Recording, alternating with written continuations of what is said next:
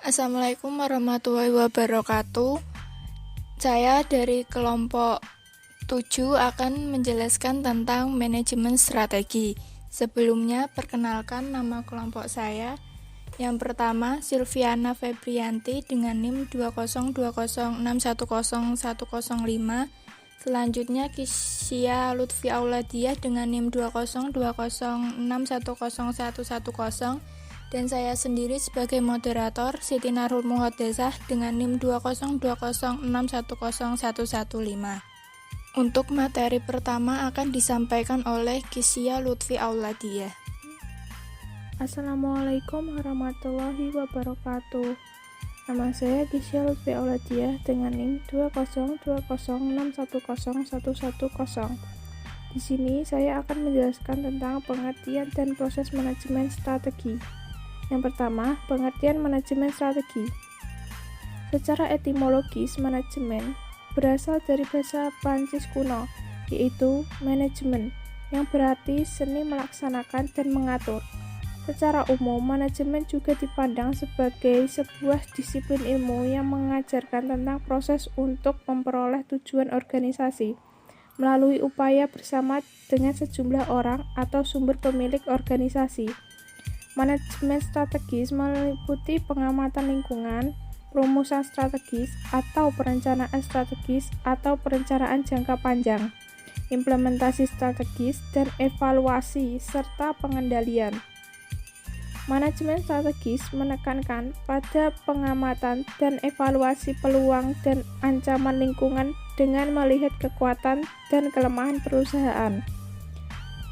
Yang kedua, proses dan tahap manajemen strategi. Dalam proses manajemen strategi terdiri dari 3 tahapan, yaitu yang pertama, perumusan strategi.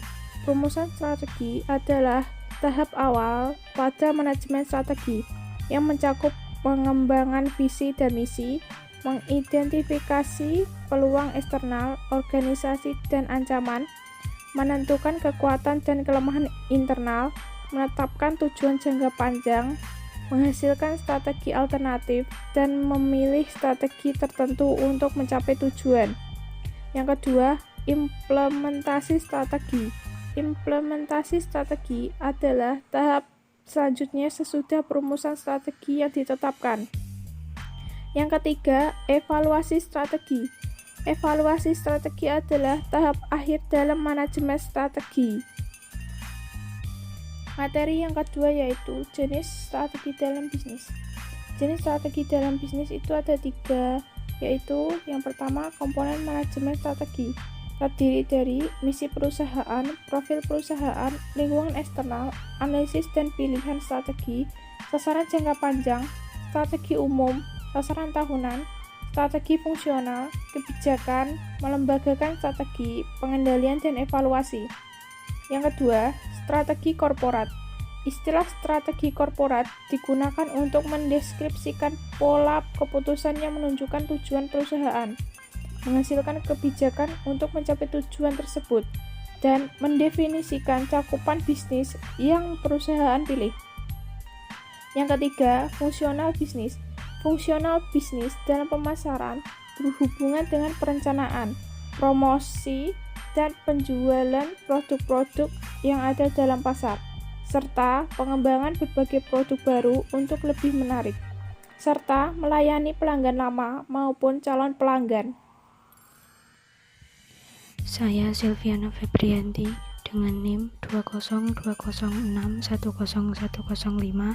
akan menerangkan materi selanjutnya, yaitu perumusan dan implementasi strategi bisnis syariah dan persaingan dalam bisnis syariah. C. Perumusan dan implementasi strategi bisnis syariah. Perumusan strategi. Perumusan strategi seperti penilaian kinerja menekankan pengawasan etika dan peraturan sebagai berikut. Yang pertama, melakukan analisis SWOT dan cultural audit. Di dalam Islam, setiap manusia pasti diberikan kekuatan dan kelemahan di dalam dirinya. Oleh karena itu, setiap manusia harus mampu memanfaatkan potensi diri dan menyadari kelemahan dan kekuatan sehingga mampu menjadi khalifah. Analisis SWOT terdiri dari strength atau kekuatan, weakness atau kelemahan, opportunities atau peluang, dan threat atau ancaman. Yang kedua, menentukan visi dan misi.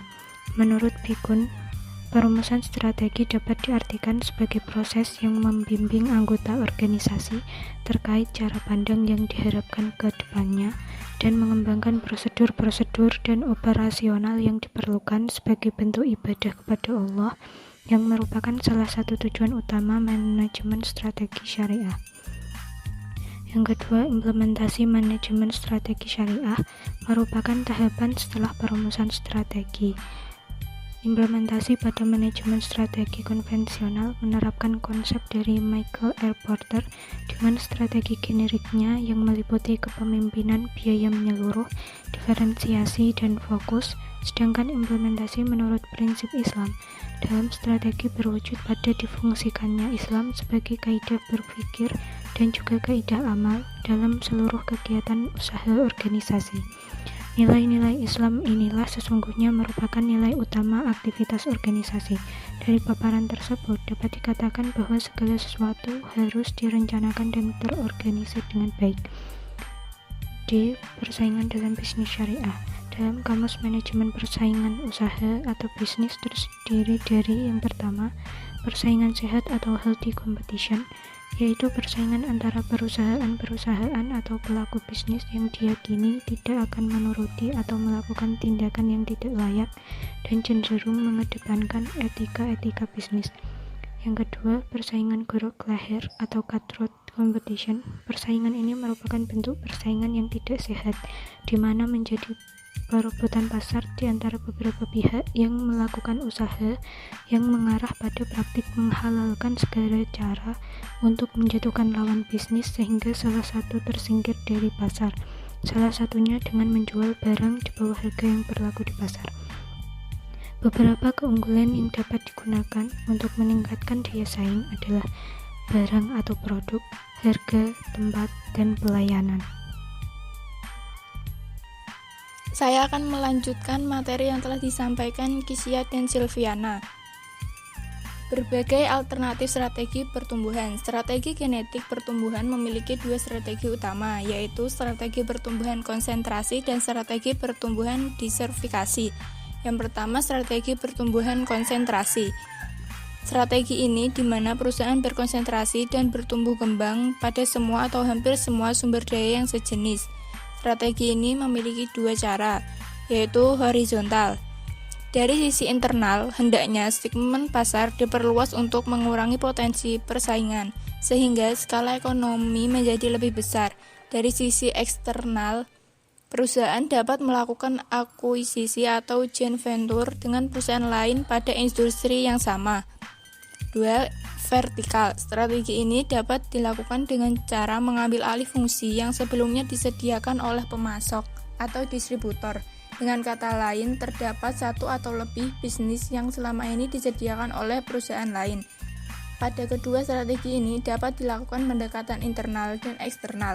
Pendekatan internal adalah dengan cara mengembangkan anak perusahaan yang baru untuk memasok bahan baku dan bahan setengah jadi untuk kebutuhan produk maupun jasa. Pendekatan eksternal adalah dengan cara membeli perusahaan baru baik dengan cara akuisisi, merger atau joint venture yang bertujuan memasok kebutuhan barang untuk bisnis pelanggan mereka. Kedua, strategi pertumbuhan diversifikasi. Strategi ini menuntut perusahaan untuk tumbuh dengan cara menambahkan produk atau divisi yang berbeda dengan produk atau divisi yang telah ada. Strategi ini terdiri dari dua cara, yaitu terpusat dan konglomerasi baik secara internal maupun eksternal. Jika dilaksanakan dengan cara internal, hal ini dapat dilakukan melalui perkembangan produk baru. Tetapi, jika dengan cara eksternal dilakukan dengan cara akuisisi, sasaran dan pertumbuhan produk untuk menjaga pangsa pasar, mengurangi persaingan, menekan biaya, dan meningkatkan keuntungan. Strategi pertumbuhan ini dibagi menjadi dua, yaitu terpusat.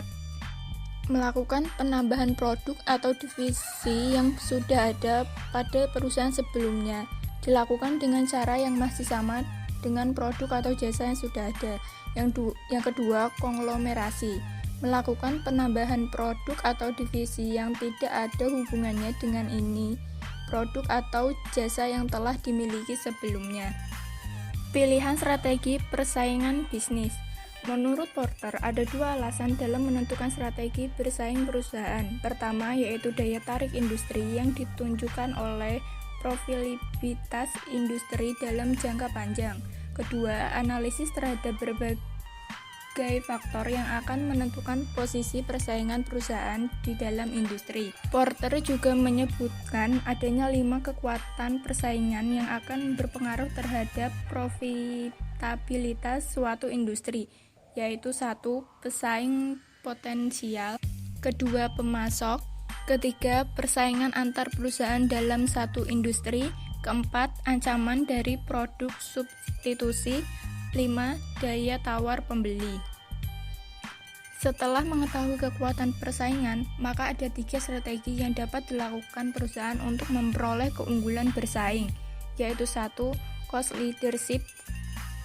Sebuah perusahaan yang unggul dalam produksi biaya rendah mampu menggunakan keunggulan biaya untuk menawarkan harga yang lebih rendah atau untuk menikmati margin yang lebih tinggi. Dengan hal tersebut, perusahaan dapat secara efektif mempertahankan diri dalam perang harga, menyerang pesaing dengan harga rendah untuk merebut pangsa pasar. Yang kedua, diferensiasi strategi. Diferensiasi dirancang untuk menarik pelanggan yang memiliki sensitivitas khusus untuk satu atribut produk. Atribut produk juga dapat menjadi saluran pemasaran di mana perusahaan menyampaikan citranya akan keunggulan fitur yang dimiliki serta jaringan yang mendukungnya. Oleh karena itu, iklan memainkan peran penting dalam pembangunan dan penentuan elemen yang berbeda dari merek suatu perusahaan. 3. Fokus. Strategi yang fokus, baik yang didasarkan pada biaya rendah maupun diferensiasi, berupaya untuk memenuhi kebutuhan dari segmen pasar tertentu.